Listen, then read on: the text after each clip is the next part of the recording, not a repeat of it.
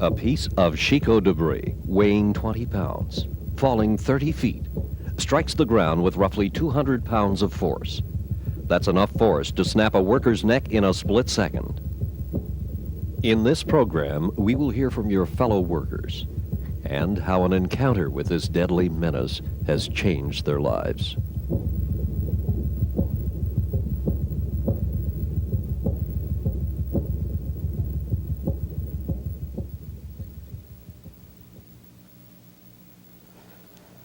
Dennis DeVoe talks about his good friend and fellow worker, Dave Harvey. Didn't answer me, and I hollered again, "Are you all right?" And I heard him say, "This stupid hard hat." I guess the screen had come off or something. But the way he said it to me, he didn't answer what I asked him. I said, "Did you have an accident?" And he wouldn't answer me. So I began to run up the trail, and I found him in a kneeling position between the stump and the butt of the tree. And he was trying to put the little springs that go on the back that control your screen on your hard hat back together. And at this point in time, I had realized that you could see he had an accident because his face was all pushed in, and he was in bad shape.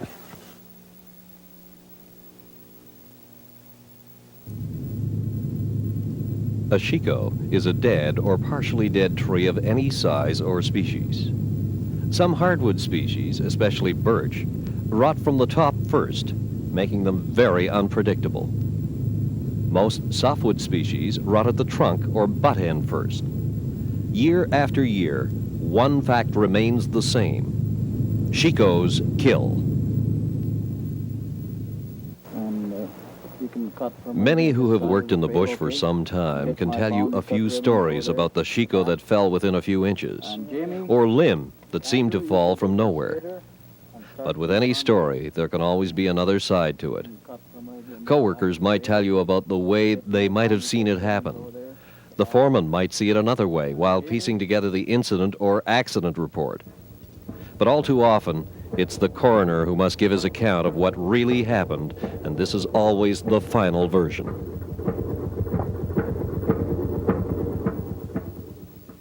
It sideswiped these two trees that were about 15 or 20 feet away, and it tore off 2 or 3 limbs. It rolled out of there and come down as it sideswiped it, causing those 2 trees to bend over.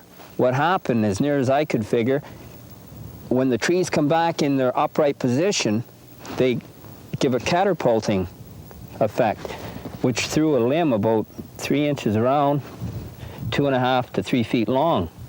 And he wore that lengthways into the face. Remember, leaving chicots standing in the work area is an extremely hazardous practice. Vibrations from nearby cutting and skidder activities, or simply falling from decay, can cause a chicot to fall on a worker. But falling a tree into a chicot is still the easiest way for a cutter to be the cause of his own death. Grécien Gagnon recalls his encounter with a chicot. Well, the kind of bush there was mixed poplar, birch, and spruce. It was just like it is here, probably, you know, kind of rough. And that black poplar had maybe 6 foot dry in the top. So when the machine hit that black poplar there, the top broke off. And when the machine jumped on those stump and hit the black poplar, she also leaned on one side, you know, turning around and hitting that black poplar and leaning on one side. But I don't remember if I tried to get out of there or just look what was going on under there. That piece broke off the top and came right and hit me right behind the head. So it flipped me right out of the machine. I ended up with a broken shoulder blade, cut in the back of the head, and I had pain in both shoulders and in the neck. And I've been off work for 7 months with that, and I'm still sore. I mean, still feeling the pain.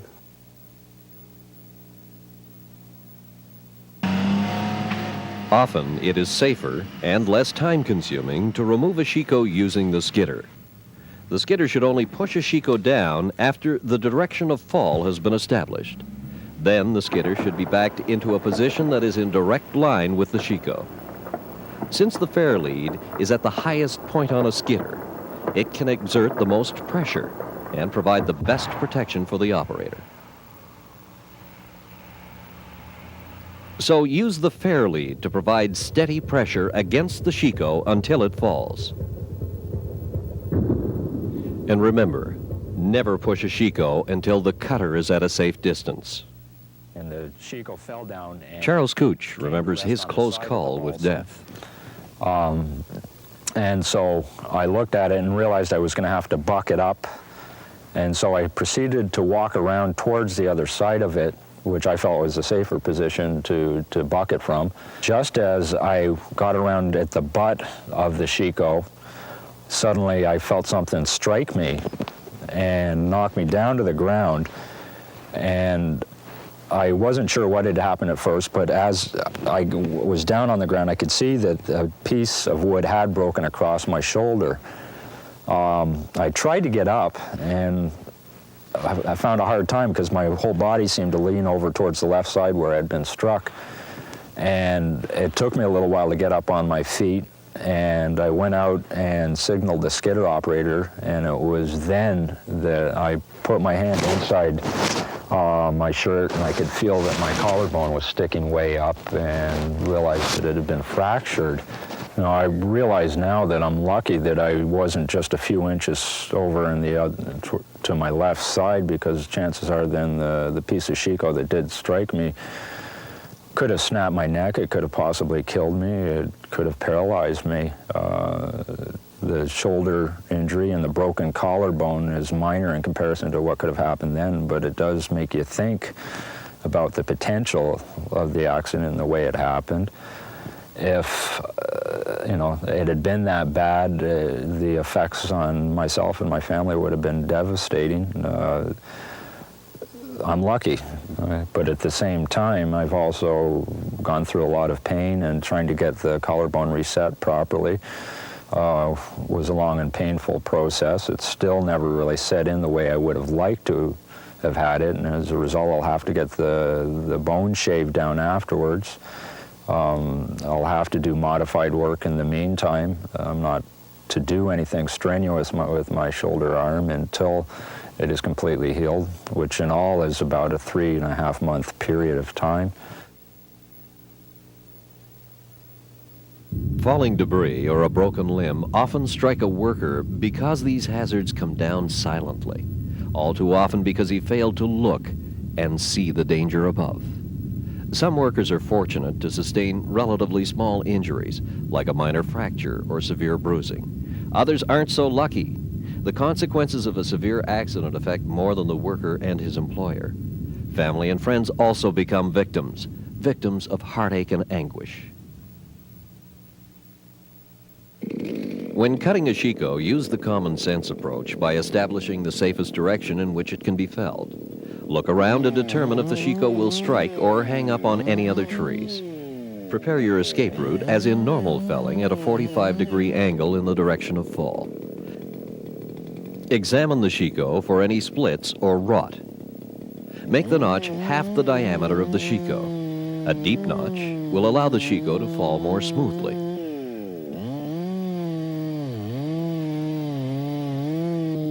Make the back cut slightly above the horizontal cut of the notch. As the chicot begins to fall, retreat along your escape route. This is former logging contractor Willie Lanigan. My accident happened when I had just finished cutting 3 trees. I had to move about 500, 600 feet away, so I started walking. I don't know what happened, but I was hit on the head, and I ended up on the ground. I was paralyzed, and I could only move my head.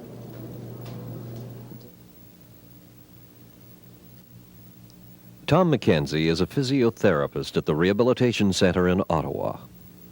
What happened when Willie was struck by a chicot is that his head His neck was snapped, like as would happen in a whiplash type injury. And what happened is, as a result of the ligaments around the neck being stretched, there's a lot of internal bleeding and bruising around the spinal cord. And this pressure on the spinal cord damaged the spinal cord, which resulted in the weakness. As a result of Willie's accident, he is diagnosed as a quadriparesis. What this means is he has some spinal cord damage up in his neck, which has left him with weakness in all 4 limbs. When he was first admitted to the rehab center, he was quite involved. He was dependent for getting in and out of bed on somebody else because of the weakness. He was dependent partially for some feeding because he had poor hand control and weakness in his upper extremities, so he wasn't able to lift a cup to his mouth. The muscles of the shoulder he wasn't able to lift against gravity much more than 45 degrees from his side. The muscles in the hand were too weak to hold a fork. In his legs, the muscles around the hip, he wasn't able to move against gravity. These muscles are essential for patients when they're getting up into walking. In his past 4 months while here at the rehabilitation center, Willie has worked a minimum of 2 hours a day in physiotherapy and has made some excellent progress. He's gone from being wheelchair dependent for mobility to a point where he's walking around with using a cane only for balance. His arm function has improved from having minimal function to a point where he's got good arm function, which is functional for self-care and other activities. Okay, to this point, I think Willie's quite fortunate. Most people who have had accidents similar to his normally do not make this much progress. We have to wait another 18 months to find out how much progress he'll actually make. But to this point, he's been very fortunate.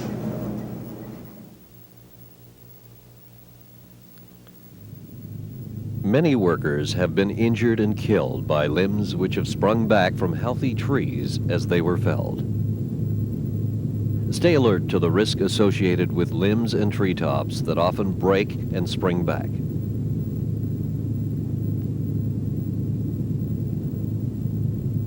Hardwood stands of timber often have tied-in limbs that can catapult backwards towards an unsuspecting worker. Winter poses an additional threat because frozen limbs and treetops are more easily broken.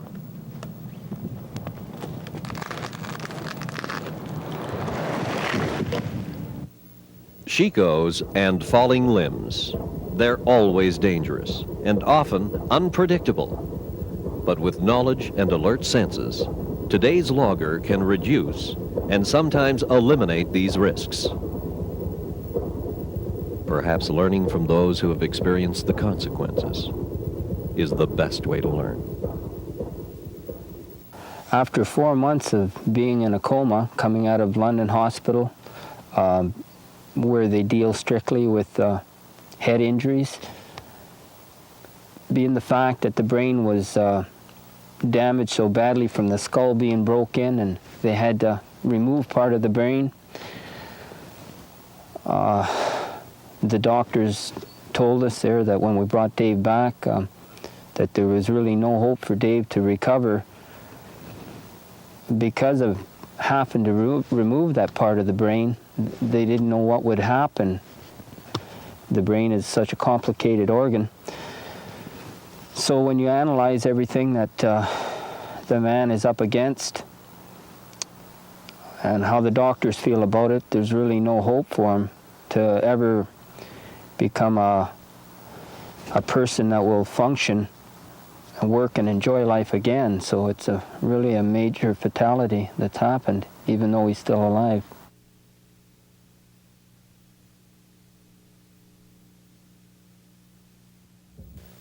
Dave Harvey refused to die. Today, 3 years later, he's back at his home in Sault Ste. Marie, Ontario, learning how to walk, how to prepare a meal, how to live all over again. After his accident, comatose and suffering massive injuries to his head, He spent weeks in a London, Ontario hospital while doctors worked to treat his physical injuries. Then, still deep in coma and fighting infection, he was transferred to a ward in Hamilton, where he lay motionless and unresponsive for a further 6 months before the day his brother Gary noticed the first feeble signs of movement. Over the next 3 months, he gradually fought his way back to full consciousness, only to find himself totally blind and severely handicapped from brain damage that left his right side virtually paralyzed. Dave has greatly exceeded his doctor's best hopes that he may one day be able to sit up in bed and feed himself. After his year in hospital and 2 more years of hard and often painful physiotherapy, he's been able to work his way back to the point where he can walk again with the aid of a walker or pushing his brother in a wheelchair to steady himself. And while he's afraid that it might be just his imagination, he thinks that he can occasionally see light and shadow, and that the darkness before his eyes may one day lift and again allow him some measure of vision. For Dave Harvey, the struggle has just begun.